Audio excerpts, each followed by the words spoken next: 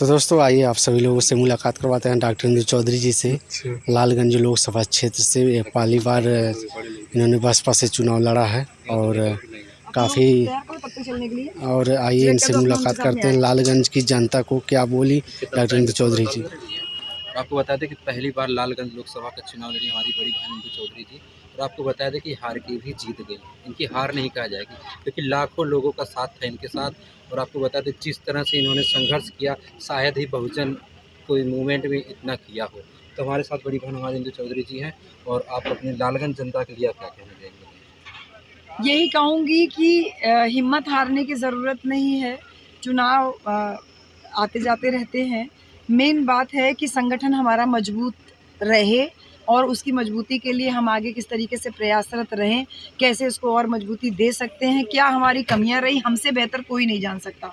इसलिए आज चुनाव का जो परिणाम आया है, जो लोगों ने हमें वोट किया और जिन लोगों ने वोट नहीं भी किया, ये लोकतंत्र है। लोकतंत्र में वोटर सबसे ज़्यादा मजबूत होता है, सबसे स्ट्रांग होता है, और इसीलिए लोकतंत्र में उस पूरी जनता को जिसने वोट किया, उन सबको धन्यवाद कि आप लोग अपने वोट के प्रति इतने जागरूक रहे।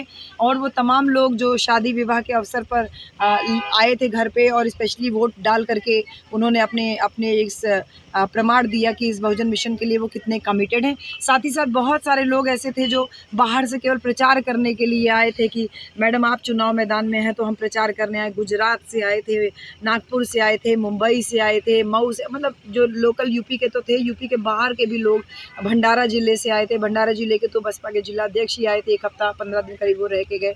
तो इस प्रकार से जो देश के हर तरफ से जो लोग आए जिन्होंने इतना प्यार और सम्मान दिया, हम इसका भी सम्मान करते हैं, आप सबका आभार व्यक्त करते हैं।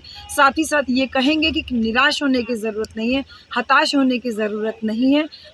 हमने अपने पूरे दमखम से चुनाव लड़ा, हमारे प्रयास में कहीं कोई कमी नहीं रह गई। लेकिन हाँ, संगठन के स्तर पे जो भी कमियां हम लोगों के बीच में रह गई हैं, उसको हम आगे दूर करने का प्रयास करेंगे, जिससे कि हम वापस अपना जो है पूरे दमखम के साथ में पुनः जो है कमबैक कर सके। तो यही कहूँगी कि लड़िए तो एकदम पूरी दमदारी से लड़िए, जिस तरीके से लड़ा गया। चुनाव का परिणाम कुछ भी हो सकता है, उसके लिए हमेशा हमें तैयार रहना चाहिए। और पूरे प्रदेश में जिस तरह से बसपा का सफाया लोग कह रहे हैं, उसके बारे में क्या कहेंगे? कोई सफाया नहीं है। बहुजन मिशन मूवमेंट का कभी कोई सफाया हो नहीं सकता।